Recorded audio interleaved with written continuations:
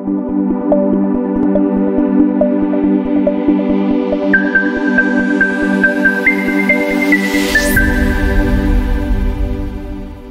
Everyone, जय हिंद। कैसे हैं आप लोग? उम्मीद करता हूं आप सभी स्वस्थ होंगे और मस्त होंगे। मैं शिवा मिश्रा आज आप सभी के सामने कंटिन्यूटी का एक नया लेक्चर लेकर आया हूं, जिसमें हम डिस्कस करने वाले हैं continuity of a composite functions और भी कई सारी चीजें। ठीक है, आइए शुरू करते हैं वीडियो। इससे पहले थोड़ा सा रिकॉल करना चाहूंगा। आप लोग, इतनी उम्मीद करता हूं कि आपको पिछला वीडियो याद होगा। थोड़ा बहुत आप पढ़ते हैं, ऐसा मैं उम्मीद कर सकता हूं आपसे, है ना? तो जब मैं पिछले वीडियो पे बात किया था तो मैंने यहाँ पढ़ा था continuity in an open interval and continuity in a closed interval, ये हमने डिस्कस किया था। और लास्ट में मैंने यही बताया था कि open interval a comma b पे फंक्शन कंटिन्यूअस कब कहेंगे कि कंटिन्यूअस है, और closed interval a comma b पे कब कहेंगे कि फंक्शन कंटिन्यूअस है। यहाँ पे हर पॉइंट पे, एवरी पॉइंट पे फंक्शन क्या होना चाहिए? कंटिन्यूअस होना चाहिए। Every point, at every point in open interval a comma b, fx should be continuous. fx should be continuous. ठीक। जब क्लोज्ड इंटरवल की बात करते हैं तो सिर्फ एक पॉइंट पे या दो पॉइंट पे हम कह सकते हैं दिक्कत आती है, वो है इन पॉइंट्स, ये a और b। इन्हीं दोनों पॉइंट्स पे दिक्कत आएगी, क्योंकि a पर हमारा LHL नहीं डिफाइंड होगा, b पे RHL नहीं डिफाइंड होगा। ये चीजें हमने डिस्कस की थी। नंबर लाइन से बहुत अच्छे से हमने इसको समझा भी था कि कैसे क्लोज्ड इंटरवल पे एंड पॉइंट्स पे वन साइडेड लिमिट निकलती है। तो इसकी कंटिन्यूटी पे जब बात कर रहे थे तो पहला यही होना चाहिए कि ओपन इंटरवल में कॉन्टिन्यूअस होना चाहिए। उसके बाद limit x tending to a plus fx should be equal to f of a, and limit x tending to b minus fx should be equal to f of b। मतलब a और b point पे सिर्फ one sided limit ही exist करनी चाहिए। ठीक है, तो ये हमने डिस्कस किया था पिछली क्लास में, थोड़ा सा मैंने रिकॉल दिया है। इसी के आगे कुछ इंपॉर्टेंट पॉइंट्स जरा नोट करते हैं। देखना जरा, कुछ इंपॉर्टेंट पॉइंट ये है कि अगर किसी क्लोज्ड इंटरवल में कोई फंक्शन कंटिन्यूअस है, अब आप कंटिन्यूअस से क्या समझते हैं, ये बहुत इंपॉर्टेंट है। जरा थोड़ा सा समझाता हूं आपको। मान लीजिए क्लोज्ड इंटरवल ले लीजिए, कोई भी क्लोज्ड इंटरवल ले लीजिए, ये मेरा एक्स एक्सिस, ये मेरा वाई एक्सिस, राइट। अब इसमें एक इंटरवल लीजिए, ये a और ये b। Closed interval a comma b अगर मैं लेता हूं, जरा ध्यान से समझना,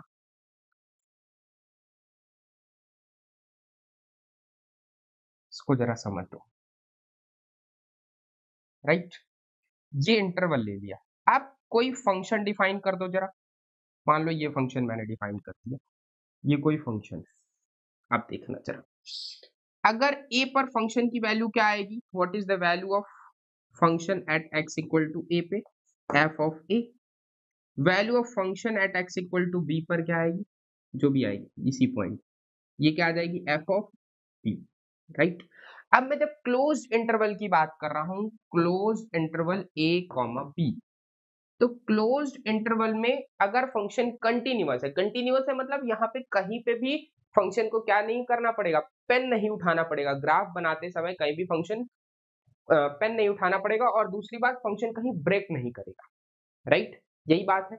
तो अगर ब्रेक नहीं कर रहा है, सिर्फ इतनी बात करो जरा, देखना इधर से और इधर से जितना मैंने मिटाया,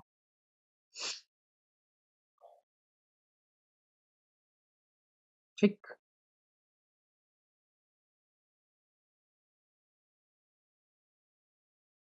ये अब देखो जरा, a से b के बीच में अगर फंक्शन कैसा है, कॉन्टिन्यूअस है, तो f ऑफ a की वैल्यू, f ऑफ b की वैल्यू लिमिट के बराबर होगी x tending to a, fx के बराबर होगी, और ये किसके बराबर होगी, limit x tending to b fx के बराबर, राइट। इसका मतलब ये है कि इसका अपर बाउंड लोअर बाउंड हमेशा मिलेगा, मतलब हम ये कह सकते हैं कि ये फंक्शन कैसा है, बाउंडेड है, बंधा हुआ है ना, इससे बड़ा नहीं हो सकता, इससे छोटा नहीं हो सकता, ठीक है। अब क्या इसका जो मैक्सिमा मिनिमा है वो इसी के बराबर होगा? ये जरूरी बात नहीं है, ये जरूरी बात नहीं है कि इसका मैक्सिमा मिनिमा इसी के बराबर हो, एफ ए एफ बी के बराबर हो, ये जरूरी बात नहीं है। लेकिन इतना मैं जरूर कह सकता हूं कि अगर किसी क्लोज्ड इंटरवल में फंक्शन कॉन्टिन्यूअस है तो हम ये कह सकते हैं कि फंक्शन बाउंडेड भी होगा। बाउंडेड का मतलब यही होता है कि एक पॉइंट के बाद उसका अपर बाउंड मिल जाएगा, लोअर बाउंड मिल जाएगा, उसी के बीच में फंक्शन रिवॉल्व करेगा, function is bounded. Bounded function से मैं ये समझता हूं, देखना, बाउंडेड फंक्शन का मतलब है कि mod of f x should be less than equal to k, कोई भी एक ऐसा कांस्टेंट मिल जाए जिससे ये क्या हो जाए, हमेशा छोटा रहे, मॉड ऑफ एफ एक्स क्या हो, छोटा रहे, तो हम फंक्शन को क्या कहते हैं कि फंक्शन इज बाउंडेड। क्लियर हुई बात? तो अगर फंक्शन किसी क्लोज्ड इंटरवल में कॉन्टिन्यूअस है तो हम कहेंगे फंक्शन कैसा है, बाउंडेड है। ये एज इट इज प्रॉपर्टी है, आपको याद ही रखनी है। क्लियर हुई बात? दूसरी बात करूंगा कि अगर फंक्शन क्लोज्ड इंटरवल में क्या है, कॉन्टिन्यूअस है, उसकी डोमेन क्लोज्ड इंटरवल है, तो range should be a closed interval, range को भी क्या होना पड़ेगा, क्लोज्ड इंटरवल होना ही पड़ेगा। अगर किसी क्लोज्ड इंटरवल में फंक्शन कंटिन्यूअस है, उसकी डोमेन भी क्लोज्ड इंटरवल है, तो रेंज को भी क्लोज्ड इंटरवल होना पड़ेगा। Range is a closed interval, range must be a closed interval. Clear हुई बात? तीसरा है कि f x is continuous in closed interval a b, then f inverse is also continuous. अगर किसी क्लोज्ड इंटरवल में कोई फंक्शन एफ कॉन्टिन्यूअस है तो एफ इनवर्स भी क्या होगा, कॉन्टिन्यूअस होगा। ये तीन इंपॉर्टेंट प्रॉपर्टीज थी जो कि कंटिन्यूटी इन एन इंटरवल से आती हैं, और इन तीनों ही प्रॉपर्टी का बहुत ज्यादा इस्तेमाल होता है। मेजरली जेई वगैरह में ज्यादा सवाल आते हैं, एनडीए में बहुत कम पूछता है इससे, एनडीए में बेसिकली पॉइंट वाइज ही पूछता है। क्लियर हो गई बात? तो ये तीनों इंपॉर्टेंट प्रॉपर्टी थी, कुछ एक्स्ट्रा था जो मैंने बता दिया आपको। थोड़ा आगे बढ़ते हैं, अब बात करते हैं continuity of a composite functions. तो पहले आप समझिए कि कंपोजिट फंक्शन क्या होता है, आइए थोड़ा डिस्कस करते हैं। कंपोजिट फंक्शन आपको ये तो पता होगा ना, पक्का बचपन से ये किया होगा, f of g, g of f, ये निकाला होगा, दैट इज जी के अंदर एफ एक्स या एफ के अंदर जी एक्स, ये तो पक्का किया होगा ना, ये बचपन में निकालते आ रहे हो, फंक्शन वगैरह पढ़ा होगा तो वहां से आ रहा होगा बार बार। तो ये यही है कंपोजिट फंक्शन, यही है। तो अगर मैं आपके सामने की एग्जांपल लूं, फॉर एग्जांपल जैसे मैंने आपसे कह दिया साइन एक्स स्क्वायर, तो बेसिकली ये बना कैसे है, अगर साइन एक्स स्क्वायर की बात मैं आपको बताऊं तो ये दो फंक्शन से बना है, F x equal to sine x और जी x equal to x square. अगर दो फंक्शन को आप ले लोगे तो यहां से आपको मिल जाएगा ये, यही तो है, एफ के अंदर क्या है, जी एक्स, और जी एक्स की वैल्यू क्या है, x square, this is sine of x square. तो इस तरीके से जब फंक्शन दिखते हैं तो इसे हम कहते हैं कंपोजिशन ऑफ फंक्शंस। ये बहुत इंपॉर्टेंट है, कंपोजिशन ऑफ फंक्शंस। एक बार मैं फिर से समझाता हूं आपको क्या होता है कंपोजिशन ऑफ फंक्शन, फिर हम इसको डिस्कस करेंगे कि इसकी कंटिन्यूटी कैसे चेक करते हैं, ठीक है। तो चलिए देखते हैं जरा।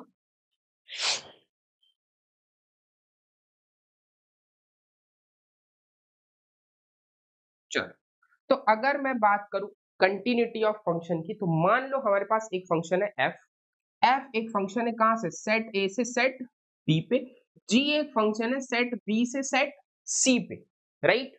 देखो, ए से बी पर एफ डिफाइंड है, बी से सी पे क्या है, जी डिफाइंड है, ए बी सी कोई तीन सेट्स है, राइट। इतनी बात तो समझ में आ रही है।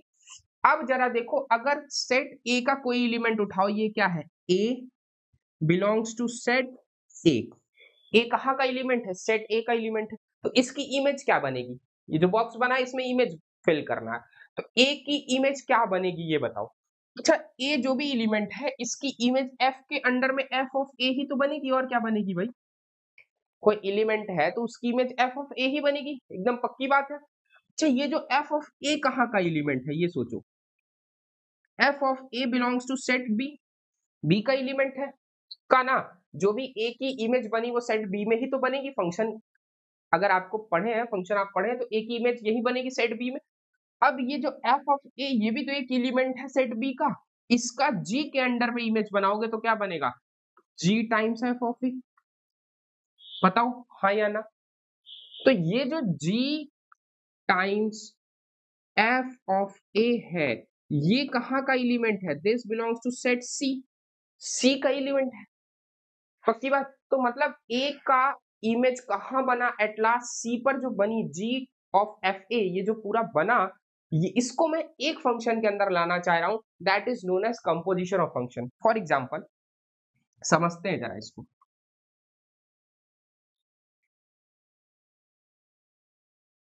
चलो देखना जरा, अब मैं यहीं पे डिफाइन कर रहा हूं आपके लिए।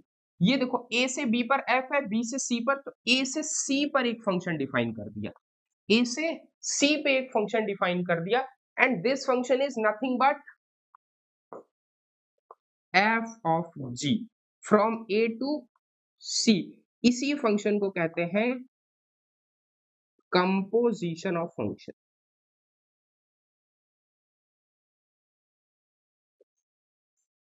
Composition of function, right. तो ये आपको समझ में आ रहा होगा कि कंपोजिशन ऑफ फंक्शन होता क्या है। क्लियर हुई बात। अब अगर कंटिन्यूटी की बात करो, ध्यान से देखो, किसी point x equal to a पर बात करते हैं, तो मैं यही लिख देता हूं F of G defined from set A to C, then at x equal to A पे बात करते हैं, x इक्वल टू ए पे इसकी कंटिन्यूटी की बात करनी है। तो इफ, यहां से देखना जरा, बहुत ध्यान से समझना इस बात को, if f is continuous at x equal to a, देखना f फंक्शन की बात कर रहा हूं, तो f को कहां कंटिन्यूअस होना पड़ेगा, a पॉइंट पे। If x is continuous eight a and g is continuous at किस पॉइंट पे, f ऑफ a पे। देखो एक इमेज कहां बनी, f a पे, तो अगर f a पे कंटिन्यूअस है तो g कहां कंटिन्यूअस होना चाहिए, f a पॉइंट पे। f a पॉइंट पे अगर g कंटिन्यूअस हो गया, then we say f of g is continuous at x equal to a। ठीक है, तो अगर मुझे कंपोजिट फंक्शन की कंटिन्यूटी चेक करनी है, f को a पे कंटिन्यूअस होना पड़ेगा और g को कहां होना पड़ेगा, g को f a पे कंटिन्यूअस होना पड़ेगा। ये बात समझ में आ रही है पक्का। अब मैं आपको एग्जांपल से समझाता हूं, ठीक है। अगर यहाँ पे कुछ जनरल रूल क्या है, देखो जरा, अगर मान लो f कोई ऐसा फंक्शन है जो हर जगह कंटिन्यूअस है, पूरे पूरे रियल नंबर पे कंटिन्यूअस, इसी तरह g कोई ऐसा फंक्शन है जो हर जगह कंटिन्यूअस है r पे, तब फिर f ऑफ g भी पूरे r पे कंटिन्यूअस हो जाएगा। ठीक है, ये बात समझ में आ रही है। आइए कुछ एग्जांपल से चेक करते हैं, ये क्लियर हुई बात। चल देखो, discuss the continuity of f x equal to mod sine x at x equal to 0। इसका मैं दो तरीके से बताऊंगा, एक ग्राफ से बताऊंगा, एक सिंपली एज इट इज जो रूल है। तो सोल्यूशन देखते हैं, पहले इस फंक्शन को देखो जरा, ये जो भी फंक्शन दिया गया है F x equal to mod sine x, ये किन किन दो फंक्शन से बना है। एक मैं फंक्शन ले लेता हूं, कौन सा फंक्शन ले लू, g x equal to mod x और h x equal to sine x. इसमें दो ही फंक्शन दिख रहे हैं ना, कुछ और तो नहीं दिख रहा है पक्का। और ये फंक्शन g ऑफ h ही तो है, g ऑफ एच एक्स क्या बनेगा, g के अंदर h x, that is g के अंदर साइन एक्स, और that is equal to mod, right. तो ये दो फंक्शन के कंपोजिशन से बना है मॉड साइन एक्स, राइट। किस पॉइंट पे चेक करना है, एक्स इक्वल टू 0 पे। क्लियर हो रही है बात। तो अगर मैं आपको बताऊं एट एक्स इक्वल टू 0 पे, सबसे पहले वापस से यहां आ जाते हैं जरा, ए पे किसको कंटिन्यूअस होना चाहिए, एफ को, और एफ ए पे जी को, यही तो कह रहे थे हम, रिजल्ट में यही था। तो एक्स इक्वल टू 0 पे किसे कंटिन्यूअस होना चाहिए, एच को, इसको कंटिन्यूअस होना चाहिए। तो at x equal to 0 sine x बताओ कंटिन्यूअस है कि नहीं, साइन एक्स इज कॉन्टिन्यूअस। भाई ये तो बताने वाली बात तो है नहीं। वैसे भी अगर आपको ग्राफ याद है साइन एक्स का तो बहुत इजीली आप कह पाओगे कि देखो ये तो कंटिन्यूअस है, जीरो पे क्या हर जगह कंटिन्यूअस है। क्लियर हो रही है बात? तो इतना अगर आपको समझ में आ रहा है कि साइन एक्स जीरो पे कॉन्टिन्यूअस है, तो साइन एक्स अगर कॉन्टिन्यूअस है तो अब देखो एफ ऑफ जीरो क्या है, देखना जरा। एफ ऑफ जीरो पॉइंट क्या आएगा, ये भी साइन जीरो आएगा, ये भी जीरो है, राइट ना। तो जीरो पे ही हमें किसकी कंटिन्यूटी चेक करनी पड़ेगी, and h x equal to mod x is also continuous at f of 0। f of 0 क्या है, जीरो ही तो है, f of 0 की वैल्यू जीरो ही है, तो mod x भी जीरो पे कंटिन्यूअस होता है पक्का ना। mod x का ग्राफ ऐसे बनता है, जिसको नहीं पता ये देखो, तो जीरो पे mod x भी कंटिन्यूअस है, कहीं ब्रेक नहीं हो रहा है फंक्शन, तो जीरो पे दोनों ही कंटिन्यूअस है, साइन एक्स भी मॉड एक्स भी। इसका मतलब मैं ये कह सकता हूं कि ये जो कंपोजिट फंक्शन है ये भी क्या है, कंटिन्यूअस है। दिस इंप्लाइज एफ, सॉरी जो भी फंक्शन दिया है, g of h x is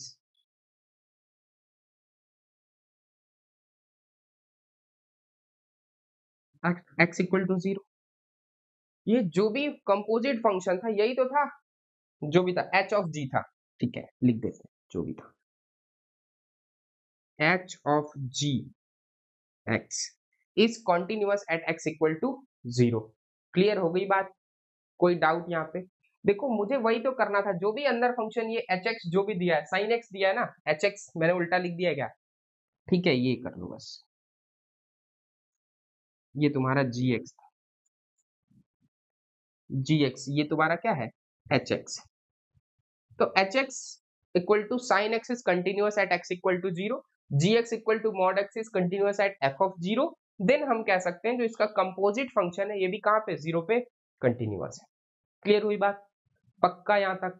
अभी इसका देखो, जिसको ग्राफ याद है उसको ये सब करने की जरूरत है नहीं, डायरेक्टली मॉड साइन एक्स का ग्राफ बनाओ, डायरेक्टली लिखो। मॉड साइन एक्स का ग्राफ मैं आपके लिए बना देता हूं, देखना जरा।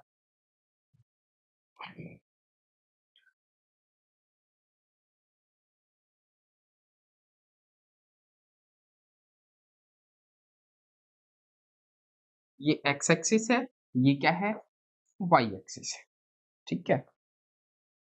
अब देखना,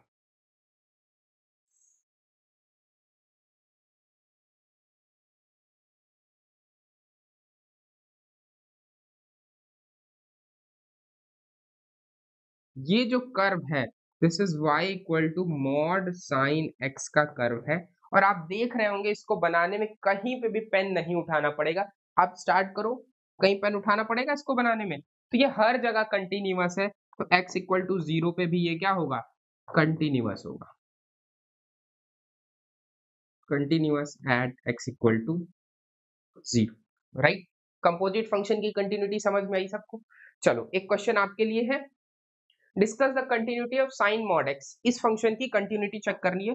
थोड़ा सा मैं हिंट दे देता हूँ, ये दो फंक्शन से मिलके बना है, एक f x equal to sine x, same वही ले सकते हो, और जी x equal to mod x, but यहाँ पे अंतर क्या है, ये है एफ ऑफ जी एक्स, ये दिया गया है, राइट। एफ के अंदर मॉड एक्स और this is sine of mod x, ये भी दो, देखो ये हर जगह कंटिन्यूअस है, ये भी हर जगह कंटिन्यूअस है, तो जीरो पे भी ऑब्वियस कंटिन्यूअस होगा, ये भी जीरो पे कंटिन्यूअस, ये एफ ऑफ जीरो पे कंटिन्यूअस, ये भी जीरो पे कंटिन्यूअस, हर जगह कंटिन्यूअस है, तो जो ये फंक्शन है कंपोजिट फंक्शन है ये भी क्या होगा, कंटिन्यूअस होगा। क्लियर हुई बात? थोड़ा आगे बढ़ते हैं, चल अब बात करते हैं डिसकंटिन्यूटी एंड इट्स टाइप। अभी तक हमने पढ़ लिया कि फंक्शन कहाँ कहाँ कंटिन्यूअस हो सकता है और चेक करने के क्या तरीके हैं। क्लियर हुई बात? अब हम बात करेंगे कहाँ कहाँ फंक्शन डिसकंटिन्यूअस है और टाइप्स ऑफ डिसकंटिन्यूटी क्या है। क्लियर हुई बात? चलो थोड़ा समझते हैं इस बात को। अच्छा जरा समझना, जब हम कंटिन्यूअस की बात कर रहे थे तो क्या क्या नियम थे? नियम ये थे कि LHL निकाल लो, RHL निकाल लो, वैल्यू ऑफ द फंक्शन निकालो, और तीनों कि क्या हो जाए, बराबर हो जाए, किसी पॉइंट पे इक्वल हो जाए, तो हम कह देते हैं थे उस पॉइंट पे फंक्शन कैसा है, कॉन्टिन्यूअस है।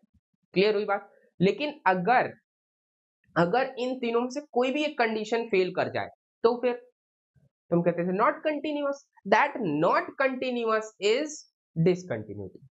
वही जो हम लिखते थे वहां पे फंक्शन इज नॉट कंटिन्यूअस, तो इसका मतलब नॉट कंटिन्यूअस का मतलब क्या है, डिसकंटिन्यूअस है वहां पे। तो अगर डिसकंटिन्यूटी की बात करूं तो कहीं पे भी फंक्शन अगर ब्रेक कर जाए, ग्राफिकल अप्रोच से अगर कहीं पे फंक्शन ब्रेक कर जाए तो हम कहते हैं उस पॉइंट पे फंक्शन डिसकंटिन्यूअस है। तो पहली डेफिनेशन एज इट इज वही लिखी है कि एफ एक्स इक्वल टू जो भी ये function is set to be discontinuous at x equal to a in its domain if there is a break in the graph of the function. अगर किसी function के ग्राफ में कुछ break आ रहा है किसी पॉइंट पे, तो वहां हम कहते थे फंक्शन डिसकंटिन्यूअस। लेकिन सिंपल रीजन ये है कि उस पॉइंट पे जहां पे डिसकंटिन्यूअस है, इन तीनों कंडीशन में से कुछ ना कुछ एक कंडीशन फेल कर रही होगी।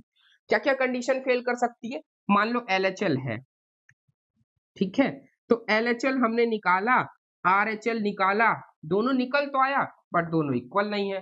ये हो सकता है, हो सकता है ना। अगर LHL RHL दोनों बराबर आ गया लेकिन ये वैल्यू ऑफ द फंक्शन के ही बराबर ना हो, ऐसा भी हो सकता है। क्या ये हो सकता है कि LHL इंफिनिटी आ जाए, RHL इंफिनिटी आ जाए, कुछ इंफिनिटी आ जाए, तब वहां पे वैल्यू डिफाइन नहीं होगी। या फिर LHL निकल ही ना पाए। LHL निकल ना पाएगा क्या मतलब है सर, निकल तो जाएगा ना, इंफिनिटी आ सकता है, नहीं नहीं, कभी कभी ऐसा होगा LHL RHL एग्जिस्ट ही ना करे, लिमिट एग्जिस्ट ही ना करे, तो भी हम कहेंगे कि फंक्शन डिसकंटिन्यूअस है। क्लियर हो रही है बात। चलो इसी बात को हम एग्जाम्पल से वेरीफाई करेंगे और समझेंगे कि मैं कह क्या रहा था अभी। चलो आ जाओ जरा, देखो एक, अब इतना तो हमें समझ में आ गया कि फंक्शन डिसकंटिन्यूअस है, तो इसका मतलब किसी पॉइंट पे लिमिट एग्जिस्ट नहीं कर रही होगी, या वो एग्जिस्ट कर रही होगी वैल्यू ऑफ द फंक्शन के बराबर नहीं होगी, या LHL RHL आपस में बराबर नहीं होगा, ये सारी चीजें। तो अगर मान लो दो क्वेश्चन है आपके सामने, हम इसको डिस्कस करेंगे, बट इससे पहले मैं आपको पढ़ाऊंगा टाइप्स ऑफ डिसकंटिन्यूटी। इन दोनों क्वेश्चंस को डिस्कस करेंगे, बट उससे पहले आ जाते हैं जरा टाइप्स ऑफ डिसकंटिन्यूटी।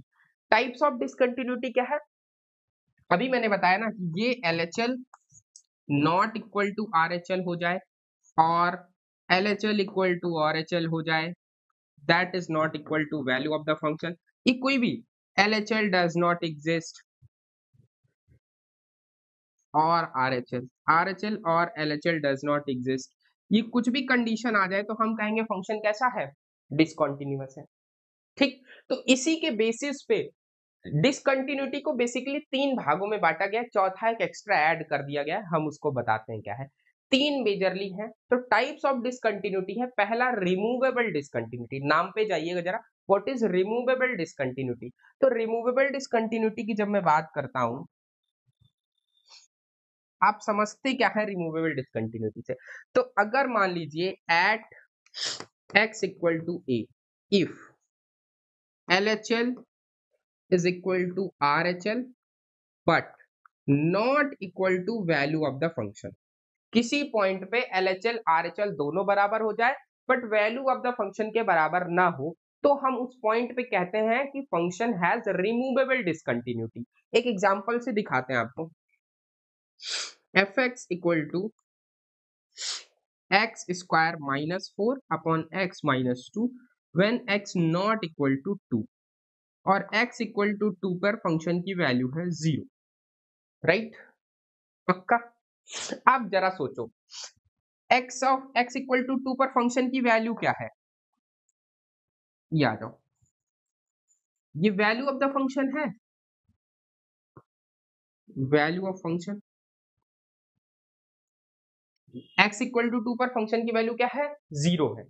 आप जरा लिमिट निकालो, LHL RHL दोनों निकालते हैं, लिमिट x टेंडिंग टू 2 पर x square minus 4 upon x minus 2, अगर मैं लिमिट निकालू तो ये आ जाएगा x square minus 2 square upon x minus 2, limit लगा देना यहाँ पे, ठीक है, लिमिट एक्सटेंडिंग टू 2, चलो लगा ही देते हैं,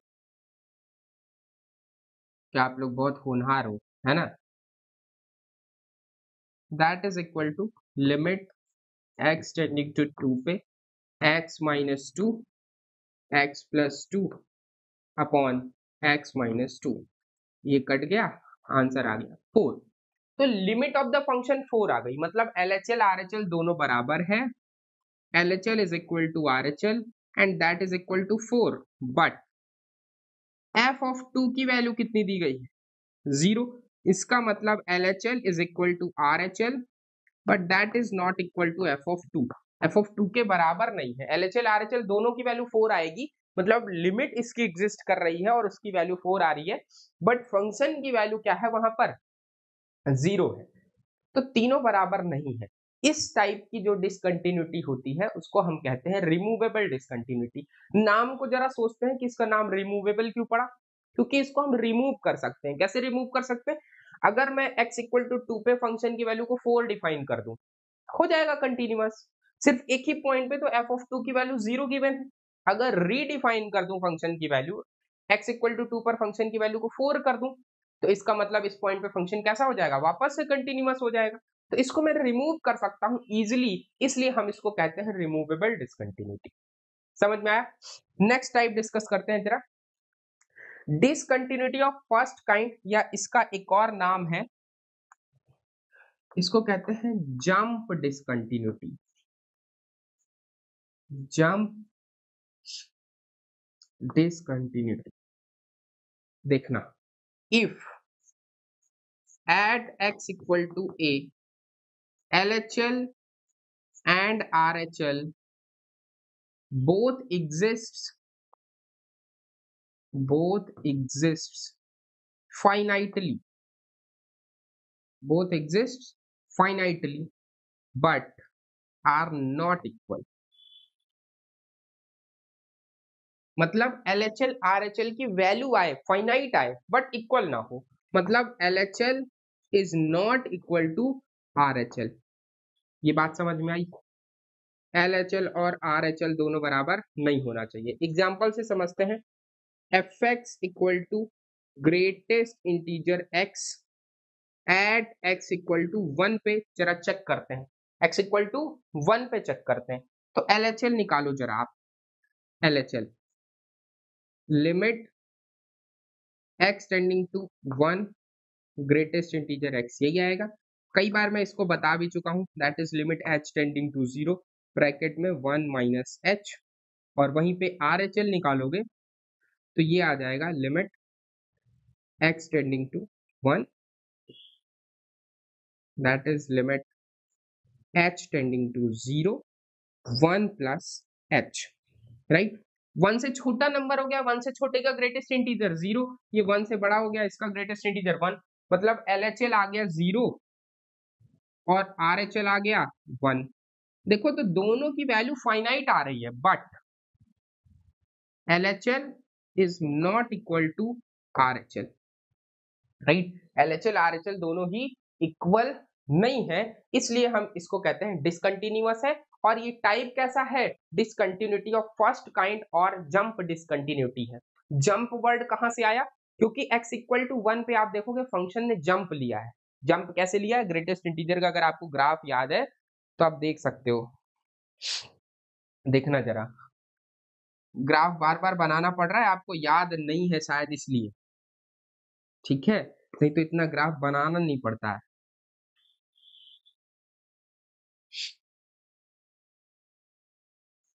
ये हमारा x एक्सिस, ये हमारा y एक्सिस, ये 1 2 3 4, 1 2 उसके आगे 3 4, तो ग्रेटेस्ट इंटीजर का ग्राफ ऐसे ही बनता है, ठीक है। ऐसे ही आगे बढ़ेगा, इधर भी ऐसे ही। कितनी बार तो मैं बनवा चुका हूं इसको क्लास में।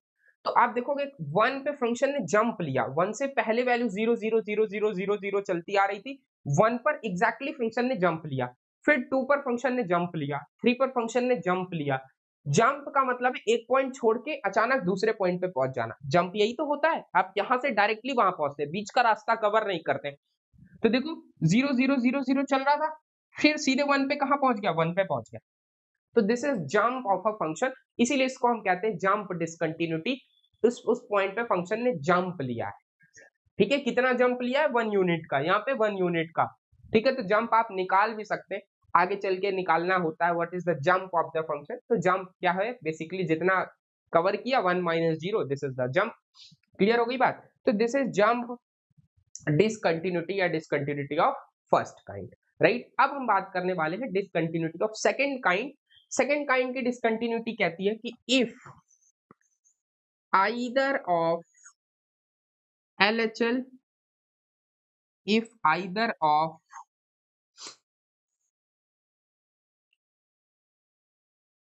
LHL or RHL does not exist at x equal to a पर, मतलब LHL RHL एग्जिस्ट ना करे सर, ऐसे कैसे हो सकता है। देखना एक एग्जांपल देखना, fx equal to sin 1/x, then at x not equal to 0 पे, और 0 सब x इक्वल टू 0, राइट ना। यही मैंने एक फंक्शन डिफाइन कर दिया। अब देखना जरा, एट x इक्वल टू 0 पे जरा इसका LHL निकालो, देखना limit x tending to 0 minus sin 1/x, that is equal to limit h tending to 0 sin 1/0 minus h, that is equal to limit h tending to 0 sin 1/h। Minus sine मैंने बाहर निकाल लिया, ठीक है, minus sine मैंने क्या निकाल लिया है, बाहर निकाल लिया है।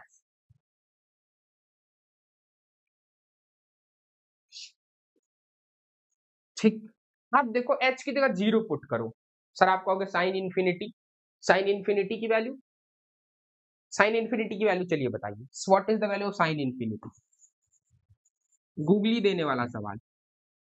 साइन इन्फिनिटी क्या है, आप कहोगे इन्फिनिटी, अच्छा मैं कह रहा हूँ साइन एक्स की वैल्यू -1 से 1 के बीच में होती है हमेशा, 1 से बड़ी आएगी नहीं, तो साइन इन्फिनिटी इन्फिनिटी कैसे हो जाएगा, इन्फिनिटी नहीं हो सकता। फिर क्या करें, आप क्या करें भाई, साइन इन्फिनिटी की वैल्यू कैसे निकालें। तो साइन इन्फिनिटी इन्फिनिटी कुछ भी है, बहुत बड़ा नंबर मुझे नहीं पता, फिर कितना भी बड़ा हो, साइन की वैल्यू तो -1 से 1 के बीच में रहेगी, पक्का ना, ये बाउंड है साइन एक्स का, ठीक है। तो अब इसकी वैल्यू कुछ भी आ सकती है, -1 से 1 के बीच में कुछ भी, तो ये वैल्यू नॉट डिफाइंड, ये वैल्यू डिफाइंड ही नहीं, इन्फिनिटी भी नहीं आ रही है, नॉट डिफाइंड। साइन 1/x की वैल्यू कैसे बताओगे भाई, x इक्वल टू 0 पे, डिफाइंड ही नहीं। ये 1 भी आ सकता है, -1 भी आ सकता है, 0 भी आ सकता है, 1/2 भी आ सकता है, इन्फिनिटी तो हमें पता ही नहीं है क्या है। क्लियर हो गई बात। तो ये जो फंक्शन है इसका LHL नॉट एग्जिस्ट कर रहा है, इसी तरह RHL भी एग्जिस्ट नहीं करेगा। क्लियर हुई बात। तो साइन इन्फिनिटी इन्फिनिटी नहीं होता, कुछ भ्रम होते हैं मैथ में जो तोड़ने पड़ते हैं धीरे धीरे, ठीक है। तो इसी तरह से एक ये भी भ्रम था। तो यहाँ पे मैंने दिखाया कि LHL RHL में से कोई भी एक एग्जिस्ट ही ना करे, तो हम कह देंगे कि भैया फंक्शन कैसा है, function is discontinuous at that point. और टाइप ऑफ डिसकंटिन्यूटी कैसी है, discontinuity of second kind. Clear हो गई बात। चल last, infinite discontinuity. What is infinite discontinuity, infinite discontinuity कुछ नहीं है, कह रहा है कि LHL एंड RHL की वैल्यू क्या आ जाए, इन्फिनिटी आ जाए, LHL RHL की वैल्यू इन्फिनिटी आ जाए, तो हम कह देंगे कि डिसकंटिन्यूअस है। जैसे एक लिमिट एक्सटेंडिंग टू 0 पे 1/x, व्हाट इज 1/x, यहाँ पे fx डिफाइन कर दूं अगर मैं, fx इक्वल टू 1/x जब x नॉट इक्वल टू 0 है, और x इक्वल टू 0 पे कुछ भी वैल्यू डिफाइन कर दो, मान लो 1 डिफाइन कर दिया, मेरा मन कर रहा है, ठीक है। तो अब लिमिट एक्सटेंडिंग टू 0 पे ये कहाँ जाएगा, इन्फिनिटी की तरफ जाएगा, इसका मतलब लिमिट कहाँ चली गई, इन्फिनिटी पे चली गई। इस टाइप के डिसकंटिन्यूटी को क्या कहते हैं, इनफाइनाइट डिसकंटिन्यूटी। क्लियर हुई बात। हमने 4 टाइप की डिसकंटिन्यूटी पढ़ी, removable discontinuity, discontinuity of first kind, discontinuity of second kind and infinite discontinuity. Clear हो गई बात। चलो अब जरा थोड़ा सा दो सवाल हैं, उनको जरा ध्यान से समझना। देखना, एक थोड़ा सा, मान लो एफ एक्स एक फंक्शन है और जी एक्स एक function. At x equal to a पर एफ एक्स कैसा है? कॉन्टिन्यूअस है। और जी एक्स कैसा है? Discontinuous. G x discontinuous. Then इनके प्रोडक्ट फंक्शन के बारे में क्या कहेंगे? F x into g x की कंटिन्यूटी के बारे में क्या कहेंगे? Continuity of f x into g x at x equal to a पर, इसकी कंटिन्यूटी के बारे में हम क्या सोच सकते हैं? ठीक है,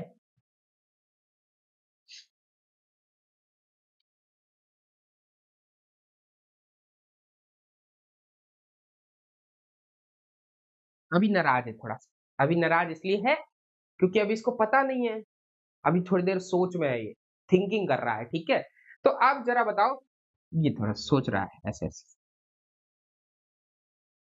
F x into g x के बारे में हमें सोचना है, जरा सोचो क्या कर सकते हैं। एफ एक्स कंटिन्यूअस है ए पर, जी एक्स डिसकंटिन्यूअस है, तो क्या F x into g x discontinuous होगा हमेशा, या कंटिन्यूअस हो सकता है, या डिसकंटिन्यूअस हो सकता है, या हमेशा डिसकंटिन्यूअस होगा, या हमेशा कंटिन्यूअस होगा? कुछ तो होगा ना, पक्का। अब इसी पर दो सवाल है। ठीक है, अगर एक कंटिन्यूअस है दूसरा डिसकंटिन्यूअस है तब, या फिर दोनों ही डिसकंटिन्यूअस है तब। ठीक है, सोचते हैं जरा, सवाल बड़े अच्छे हैं, एनडीए में देना चाहिए ये सवाल, मैं होता तो पक्का देता, क्योंकि सोचने वाला सवाल है। सॉल्व करने वाला सवाल कम आता है, सोचने वाला ज्यादा आता है। चल, एक ये सवाल है, if f x is continuous and g x is discontinuous at x equal to a. Same बात की मैंने, एफ एक्स कंटिन्यूअस है, जी एक्स डिसकंटिन्यूअस है एक्स इक्वल टू ए पर, राइट। देन एक फंक्शन डिफाइन किया उन्होंने, कैसा फंक्शन डिफाइन किया है? फाइव एक्स, फाइव एक्स, इसको फाइव एक्स पढ़ते हैं, five x equal to f x into g x, multiply में f x into g x, दो मल्टीप्लाई में फंक्शन है। तो यही तो मैंने कहा था, F x into g x के बारे में बताओ। तो इसके बारे में हम क्या कह सकते हैं? ये कंटिन्यूअस होगा, चार ऑप्शन है, must be continuous, must be discontinuous, may be continuous, may और मे नॉट बी कंटिन्यूअस, और नन ऑफ दीज, ये चार ऑप्शंस हैं। अच्छा सोचो, दो फंक्शन, एक कंटिन्यूअस दूसरा डिसकंटिन्यूअस, मल्टीप्लाई करने पे जो फंक्शन बनेगा, क्या वो हमेशा डिसकंटिन्यूअस होगा, क्या वो हमेशा कंटिन्यूअस होगा? इसके बारे में सोचना है। तो एक एग्जांपल लेके मैं आपको थोड़ा सा इमेजिन कराता हूं। जैसे एक फंक्शन लिया f x equal to x, ये आपको पता है ये ऐसा फंक्शन है F x equal to x, तो ये हमेशा कंटिन्यूअस होता है। ठीक है, इसके बारे में नहीं सोचना है, डायरेक्टली लिख देता हूं, continuous at x equal to, किसी भी पॉइंट पे ले लो तो कंटिन्यूअस होता है, एक्स इक्वल टू जीरो पे मान लिया। ठीक है, एक्स इक्वल टू जीरो पे ये क्या है? कंटिन्यूअस है। क्लियर हुई बात? अभी इस फंक्शन की बात की थी g x equal to sine one by x की, अभी मैंने बात की थी, तो g x equal to sine one by x is not continuous, अभी मैंने बात की थी इसकी, not continuous at x equal to zero पे, इसका मतलब ये डिसकंटिन्यूअस है, ये डिसकंटिन्यूअस और ये कंटिन्यूअस। एक एग्जांपल मैंने ऐसा बनाया जैसा क्वेश्चन में दिया था, एक फंक्शन ले लिया कंटिन्यूअस, दूसरा फंक्शन ले लिया डिसकंटिन्यूअस, इनका प्रोडक्ट करके देखेंगे क्या वो कंटिन्यूअस है कि नहीं। अभी तक दिमाग में आ रहा है कि भाई एक डिसकंटिन्यूअस है तो डिसकंटिन्यूअस आना चाहिए। ठीक है, तो अभी तक हम ये मान के चल रहे हैं कि भाई डिसकंटिन्यूअस आना चाहिए। ठीक, तो क्या कंटिन्यूअस भी आ सकता है? इसके बारे में जरा सोचते हैं। तो जरा इनका मल्टीप्लीकेशन ऑफ फंक्शन देखते हैं, जरा ऑब्जर्व करना। अब ये पता हो गया, एक डिसकंटिन्यूअस है दूसरा क्या है? कंटिन्यूअस। चलो इसके जरा प्रोडक्ट फंक्शन की बात करते हैं। तो प्रोडक्ट जो हमारा फाइव एक्स बनेगा वो x sine one by x, जब x not equal to zero, और जीरो पर जीरो ही रहेगा, कोई दिक्कत नहीं, ये प्रोडक्ट फंक्शन बना। एक्स इक्वल टू जीरो पर इसकी लिमिट निकाल लें, limit x tending to zero पे x sine one by x की लिमिट बता दो जल्दी से, x sine one by x की लिमिट बता दो जल्दी। इसकी लिमिट जो भी आएगी, अगर वो वैल्यू ऑफ द फंक्शन के बराबर हो गई, ये वैल्यू ऑफ द फंक्शन दिया गया है ना, ये वैल्यू ऑफ द फंक्शन है, value of 5x at x equal to 0, right. तो x इक्वल टू 0 पर फंक्शन की वैल्यू क्या है, 0। अगर लिमिट भी 0 आ जाए तो हम कह देंगे कंटिन्यूअस हो गया। अब कंटिन्यूअस आ गया तो समझो फिर must be continuous, must be discontinuous, दोनों नहीं होगा भाई, हो भी सकता है और नहीं भी हो सकता। ऐसा भी एग्जांपल हम बना सकते हैं जहां फंक्शन दोनों का मल्टीप्लीकेशन करने पे डिसकंटिन्यूअस आए। क्लियर हुई बात। जैसे देखो यहाँ पे लिमिट निकालो, तो इसको मैं, अगर आपको याद हो, थोड़ा बहुत रिकॉल कर पा रहे हो, तो मैंने आपको सैंडविच रूल पढ़ाया था, सैंडविच खिलाया भी था क्लास में, है ना। तो सैंडविच रूल से मैं इसको ये तो लिख ही सकता हूँ ना, साइन के अंदर कुछ भी हो इससे फर्क नहीं पड़ता है, ये मेरा -1 से 1 के बीच में होगा ही होगा।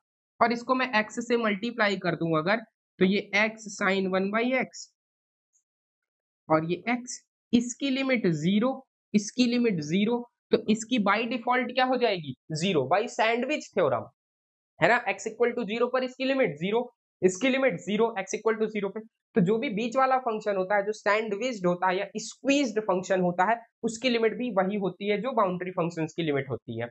तो इसकी लिमिट भी कितनी आ गई, 0 बाई सैंडविच थ्योरम मैंने दिखा दिया। और भी तरीके हैं, 1/x को नीचे ले आओ, ऐसे भी कर सकते हो, sin x/x है, ठीक है, वो भी एक तरीका है, कर सकते हैं, आपकी मर्जी है, लेकिन ये सबसे बेटर रूल है, राइट। तो लिमिट क्या आ गई, 0, वैल्यू ऑफ द फंक्शन 0, मतलब जो प्रोडक्ट फंक्शन है 5x, ये कैसा आ गया, कॉन्टिन्यूअस। इसका मतलब प्रोडक्ट फंक्शन कंटिन्यूअस भी हो सकता है, ठीक है। तो option C is the right option, may और मे नॉट बी डिसकंटिन्यूअस, हो भी सकता है, नहीं भी हो सकता है, हम कोई श्योरिटी नहीं कह सकते, है ना। कंटिन्यूअस भी हो सकता है, नहीं भी हो सकता है। जैसे देखो ये आ गया ना, है ना, यहाँ पे डिसकंटिन्यूअस दिया था कि डिसकंटिन्यूअस होगा या नहीं होगा, मे और मे नॉट बी, हो भी सकता है, नहीं भी हो सकता। तो देखो एक एग्जांपल लिया जहाँ पे कंटिन्यूअस आ गया, इसका मतलब ये वाला सही है, this is the right answer, may और मे नॉट बी डिसकंटिन्यूअस। अगर यहाँ पे उसको एक्चुअल बनाना चाहिए, मे और मे नॉट बी कंटिन्यूअस, ऐसा लिखता तब भी सही होता ना, कंटिन्यूअस हो सकता है या फिर नहीं हो सकता। तो कभी कभी ऐसा भी दे देगा, मे और मे नॉट बी कंटिन्यूअस, वो भी सही ऑप्शन है। मे और मे नॉट बी डिसकंटिन्यूअस, ये भी सही ऑप्शन है। और दोनों दे दिया तो फिर बोथ होंगे, फिर ऑप्शन में 1 2 1 3 ऐसे ऑप्शन देगा। तो बढ़िया सवाल था। इसी तरह से होप करता हूँ ये वाला सवाल आप करेंगे खुद से। fx gx both are discontinuous at x equal to a, 5x equal to fx into gx, फिर इसी के बारे में पूछा है, तो मैंने एग्जांपल ले रखा है, इन दोनों एग्जांपल को मल्टीप्लाई करना और चेक करना कि ये कंटिन्यूअस है कि नहीं है। क्लियर हुई बात, पक्का। अभी तक होप कर रहा हूँ आपको कंटिन्यूटी समझ में आई होगी। कंटिन्यूटी में अगर कोई भी डाउट है तो आप आजाद हैं, है ना, स्वतंत्र देश में रह रहे हैं, और कमेंट करने से तो आपको कोई रोक ही नहीं सकता, ठीक है। आप तो कहीं भी कमेंट करके आ जाते हैं, ये तो फिर भी ऐसी ही नॉर्मल वीडियो है, तो आप अपना डाउट पूछिए वहां पे मुझसे, और आपके डाउट्स क्लियर होंगे, ये मैं गारंटी के साथ कहता हूँ कि आपके डाउट हम क्लियर करेंगे। जो भी आप डाउट पूछेंगे मैथमेटिक्स से रिलेटेड, है ना, तो उसको मैं क्लियर करूंगा, वहां पे आपका सोल्यूशन आपको मिलेगा। और आपको जो भी वीडियो लगता है कि इस टॉपिक पे मुझे रेलिवेंट वीडियो बनाना चाहिए, आप अपना ओपिनियन दे सकते हैं। और अगर आप तैयारी कर रहे हैं एनडीए की 2025 के लिए, तो आप हमारी टीम को ज्वाइन कर सकते हैं, आप हमारे साथ जुड़ सकते हैं और अपनी प्रिपरेशन को आगे बढ़ा सकते हैं, ठीक है। आज के लिए इतना ही, थैंक यू सो मच।